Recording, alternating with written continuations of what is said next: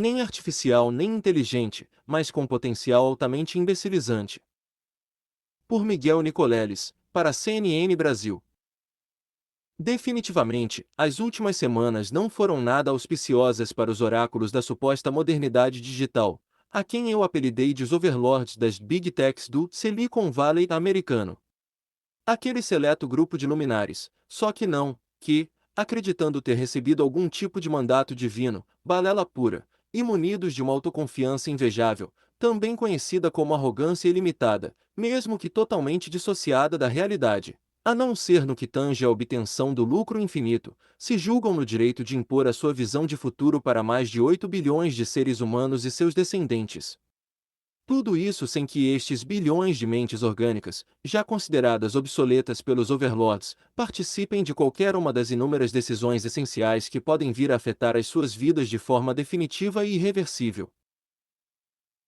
Em meio a esta sua missão obsessivo-compulsiva de proselitismo futurista, construída a partir de uma visão distópica, despótica e completamente distorcida do presente, bem como de toda a herança histórica da civilização humana, a Igreja da Inteligência Artificial teve que absorver algumas notícias bem incomodas. Parece que as previsões absurdas, ou hype, que beiram a delírios megalomaníacos e o marketing sem substância, finalmente desencadearam um processo de blowback, a palavra em inglês para o nosso mais coloquial contra-ataque, de várias fontes distintas.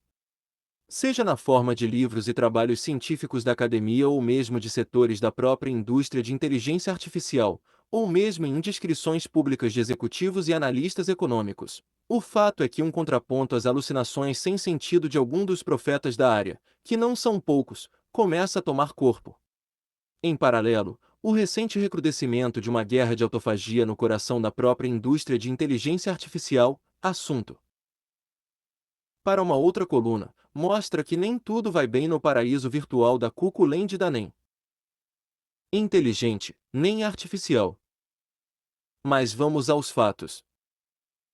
Num artigo recente, um grupo de pesquisadores da Apple testou sistematicamente os limites de raciocínio dos chamados Large Reasoning Models, grandes modelos de raciocínio, ou LRMS, uma versão mais sofisticada dos já tradicionais Large Language Models ou LLMS, grandes modelos de linguagem, comumente usados pela indústria de inteligência artificial, como no caso do chat GPT-4 da empresa OpenAI. Valendo-se do uso de uma série de quebra-cabeças de crescente complexidade, eles mediram a performance destes LRMS e LLMS e as compararam. Para resumir uma longa história, depois desta análise detalhada, os pesquisadores da Apple concluíram que os LRMS, bem como os seus antecessores LLMS, demonstraram um total colapso de performance e acurácia quando confrontados com quebra-cabeças de maior complexidade que seres humanos são capazes de resolver. Neste processo, eles também observaram que estes modelos falharam totalmente na tarefa de usar estratégias explícitas, na forma de algoritmos, e não demonstram nenhuma consistência na tentativa de solucionar diferentes quebra-cabeças. Resumindo todo esse jargão técnico, estes achados não só indicam que nenhum dos modelos atuais exibe qualquer grau de inteligência ou estratégia de raciocínio similar àquelas dos seres humanos, ou mesmo de qualquer outro organismo vivo. Num segundo assalto à narrativa oficial da inteligência artificial, eles também jogaram um balde de água fria, do tamanho de uma Itaipu, na tradicional alegação, até hoje sem nenhum tipo de fundamentação ou comprovação científica, de que ao se construir modelos cada vez maiores e mais complexos, por um passe de mágica digital, estes modelos darão à luz agentes inteligentes e autônomos, capazes de evoluir até a chamada inteligência artificial geral ou AGI, em inglês. Até poucos meses atrás, atingir a tal dona AGI era considerado o cálice sagrado do culto da inteligência artificial.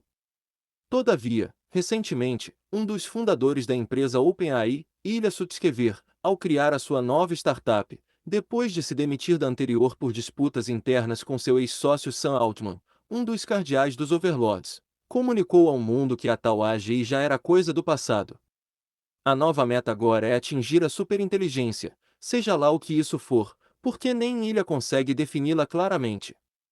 Isso não impediu, todavia, que ele usasse essa designação para batizar a sua nova startup, que de imediato levantou a bagatela de US$ 1 bilhão para perseguir sua nova alucinação.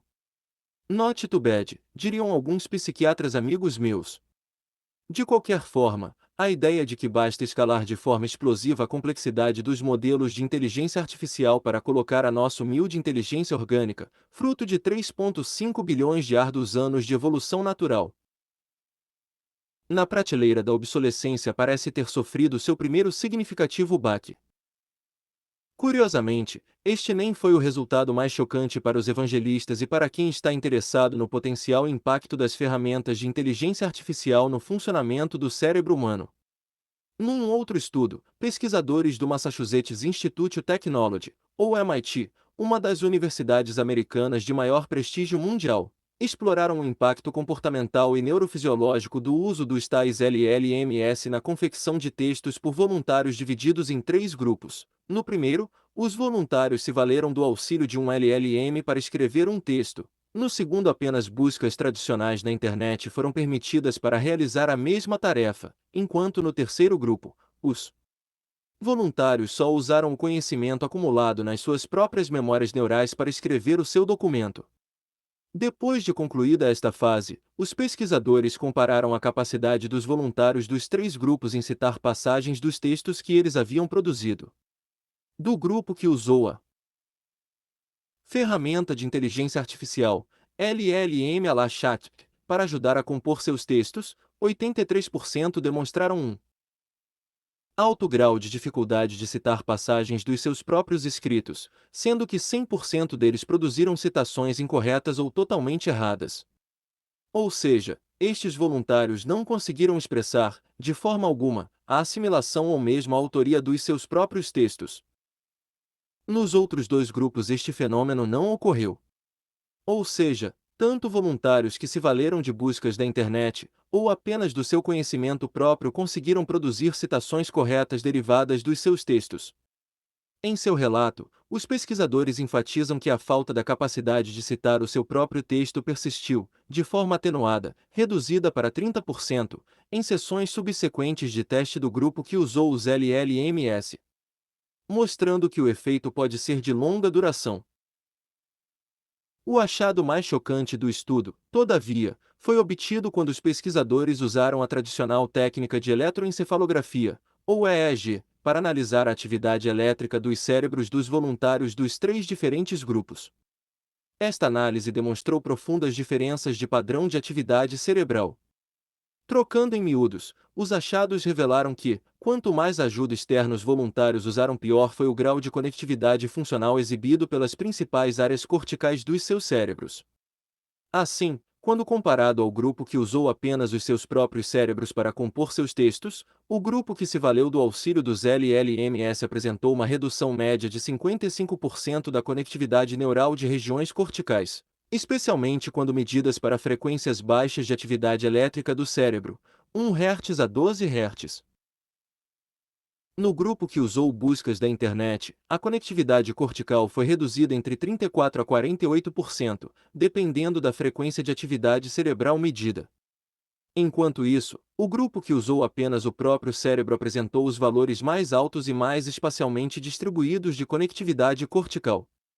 Desta forma, enquanto este último grupo, vamos chamá-lo de meu cérebro, minha vida, apresentou a ativação mais intensa do córtex parietal esquerdo, de áreas do lobo temporal direito e áreas do lobo frontal, regiões tipicamente envolvidas com a integração semântica, idealização criativa e automonitoração executiva. O grupo que se valeu da internet, ou os adeptos do Deus Google, exibiu aumento de atividade de baixa frequência principalmente de áreas visuais do lobo occipital, devido ao uso intenso de telas de computador.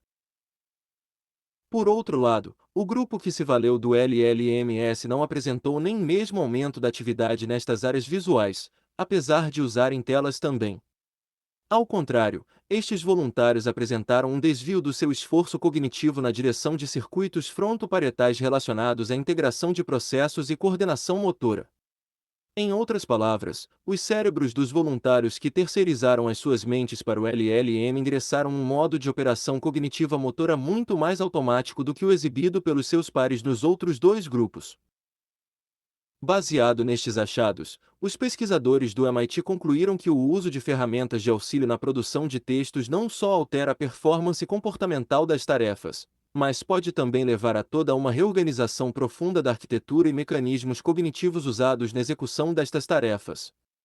Assim, enquanto os membros do meu cérebro, minha vida se valeram de redes neurais altamente interconectadas e espacialmente distribuídas pelo seu córtex para gerar os seus próprios conteúdos, e o grupo que se valeu de buscas na internet se valeu principalmente de estratégias de processamento de informação visual.